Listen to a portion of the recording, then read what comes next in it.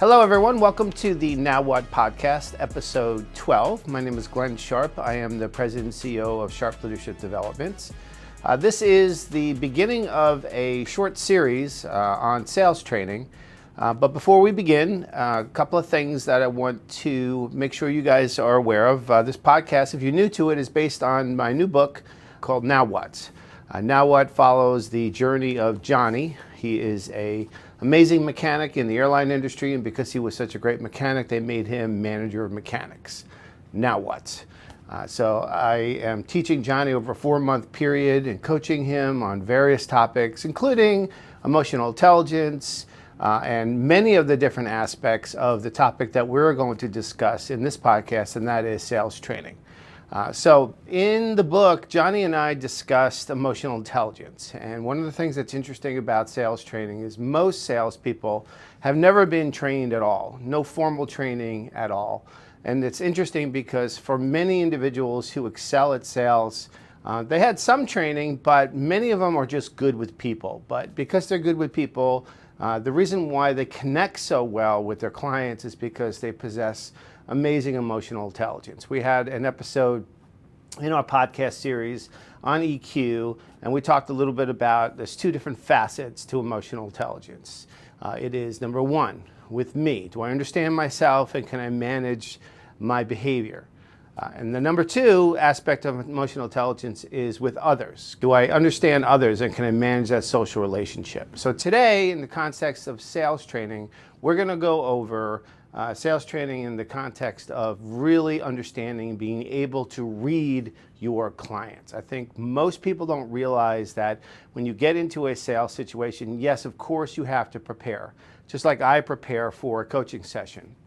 But most of the training, most sales, in my opinion, occur when you react on the fly and being able to read your client, understand what is going on in his or her head, making sure you can react when you see things and you read body language and things like that. So let's go ahead and begin. The new concept is about to appear. This is something that I've taught in culture shaping before and the context of emotional intelligence, but really it's fantastic for a sales training model in terms of emotional intelligence. So if you'll notice, there are 4 different quadrants here, and you'll notice there's formal, informal, and dominant, easygoing. And you notice the 4 different boxes. So for example, dominant and formal, that takes on the upper left box, which is the controlling style. Right? Its complementary quadrant across the way is the easygoing informal, and that's the supporting style. Those are kind of opposites. And then you'll notice upper right, the formal easygoing is the analyzing style, and then its complementary quadrant diagonally is the dominant informal quadrant, better known as the promoting style. So let's kind of go through all 4 quadrants, and then we're going to apply this to sales training. So let's talk about the controlling style. When I have classes, I ask my classes to kind of judge me and tell me what kind of style that I have. Every single time they put me in the controlling style, which is not a bad thing. As a facilitator, I have to move us along and I have to be pretty direct. That's my style, I get it. But that's just who I am, and that's okay. And there's no right or wrong style, it's just understanding where you fit in. So controlling style, there are many strengths to controlling style. You see some of them in this particular quadrant: take charge, decisive, bottom line focused. This is where a lot of decisions get made. And we need people like this because someone has to take charge of a situation. Someone has to actually make the decision. But with that comes some potential liabilities as well. So for example, I can be a little impatient. At times I can be a little insensitive or autocratic. I remember my daughter asked me one time, "Dad, do you like my boyfriend?" And I go, "No, I don't like your boyfriend. He doesn't have a job. He's like a 6 at best. You're a 10. Like he doesn't do this." And she's like, "Dad," I'm like, "What?" She goes, "That's a little insensitive." I'm like, "Oh, okay, sorry. Well, you asked." And my gift to her and my rest of my family is a gift of honesty. Now that doesn't mean I don't have a heart, but most of the time I default to this particular quadrant. Someone's got to tell you the truth, right? But I can be a little insensitive sometimes, or maybe, I have a narrow view of things. I don't realize there are other ways to go about doing it, right? So that's the controlling style. Again, its complementary quadrant is the supporting style. All right, so you see bottom right. All right, easygoing, informal. See, these are our people. We need these people desperately. They have many strengths: team builders, consensus builders, relationship builders. Right? These are the people that like to talk to one another, like to really have good, solid relationships, sit down and talk. We need those people desperately, because for every decision us controllers make, there is a people piece to that. Right? There's an effect on people. So you must have people who are strong in the supporting style on your team. Now, even though we need these guys desperately in the supporting style, right, because there is people involved in all the decisions we make, they too have potential liabilities. They could be a little bit too agreeable, right? They get to know these guys and they don't want to upset the apple cart or ruin a relationship. They tend to avoid conflict. They're not assertive enough, things like that. Then you look at the formal, easygoing quadrant, better known as the analyzing style. Now, these are our people who are very much into the details, right? They know the what, the how, the who, the why, the when, right? They know all those details. They're very thorough. They're very organized. They're great planners. People who are very much into the details, left brain dominance. Right? Now, we need these guys because for every decision that's made, there's the devil in the details, correct? Right? We have to make sure someone works out all the different aspects to a particular project or something along those lines. They too have potential liabilities. Have you ever heard of the term paralysis by analysis? People who tend to overthink things. They can be indecisive, way too detailed. They can get caught up in the enormous amount of detail on the internet or enormous amount of options that they have, and they really can freeze up. And sometimes these guys can be risk averse. They don't want to go out on a limb. They don't want to stick their neck out. They want to be safe rather than making a decision. Right? Again, we need these analyzers desperately. The devil's in the details. Their complementary quadrant is across the way. And you see the promoting style show up. This is your dominant informal quadrant. Now, these are our dreamers. These are the people that are big picture thinkers. They think 30,000-foot view, right? They are thinking well in advance, 6 months to a year in advance.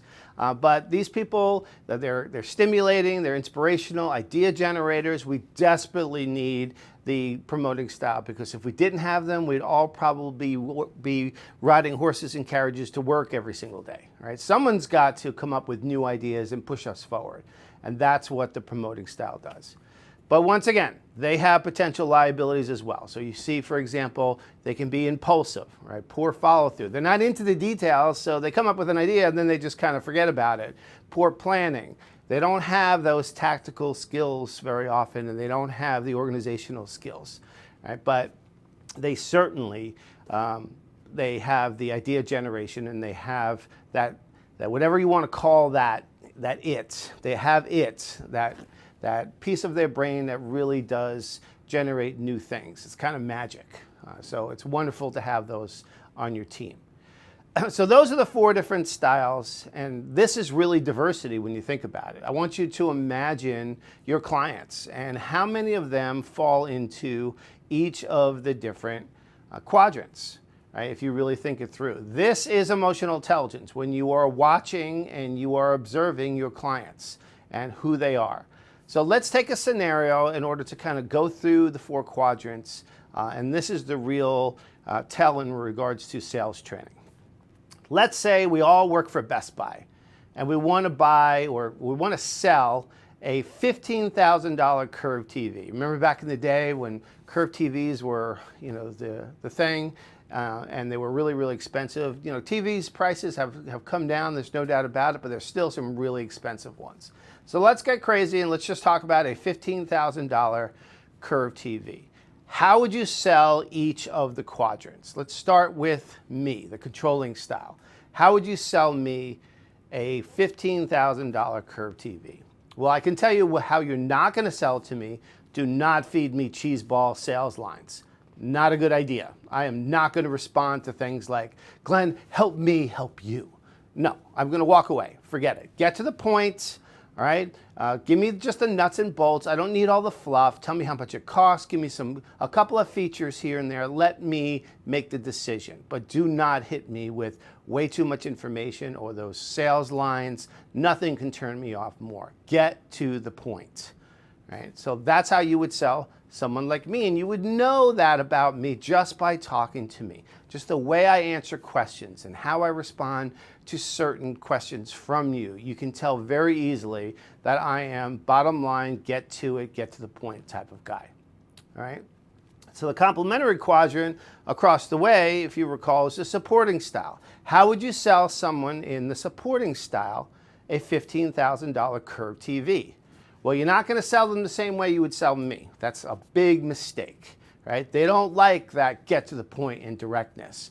These are our people. So imagine you say to them, imagine you are in the living room and the smell of cookies are in the air because you're baking cookies and your grandkids are watching this $15,000 curved TV. Imagine the memories you can make on this thing. Come on, you don't know how much more time you have left. I mean, that's horrible, but there are salesmen that actually say that kind of stuff.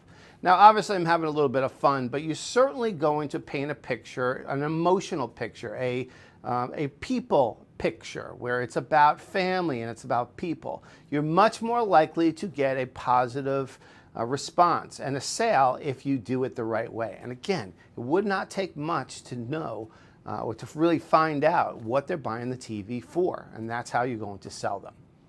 So let's take the analyzing style. Upper right, formal, easygoing. So this is a little different. You're not going to sell these guys like you would sell a controller or a supporter, right? They need to know the who, the what, the why, the how, the when. You better have a cut sheet in your hand. You better be able to answer questions, right? Because if you are not able to answer questions, they're going to be extremely turned off. Remember how I was really turned off by those cheeseball sales lines? Analyzers are equally turned off by people who don't have answers to their questions or who lie to them or aren't prepared. So make sure with an analyzer that they know the energy efficiency ratings, what kind of functionality is on that TV, exactly how to use it, all the different buttons, everything, right? They're going to want to know everything about that TV in order to make an informed decision. So their complementary quadrant is the promoting style. So that's bottom left, dominant, informal. And this is the one that so many classes, they get caught up on this and they stumble when I ask them, how would you sell their promoting style? Think about this. Think about who they are. They are 30,000 foot view, idea generators, right? They are into the future. So you're probably going to say to them, hey, you'll be the first one on your block in your neighborhood to get this. You'll be the first one to have this kind of technology.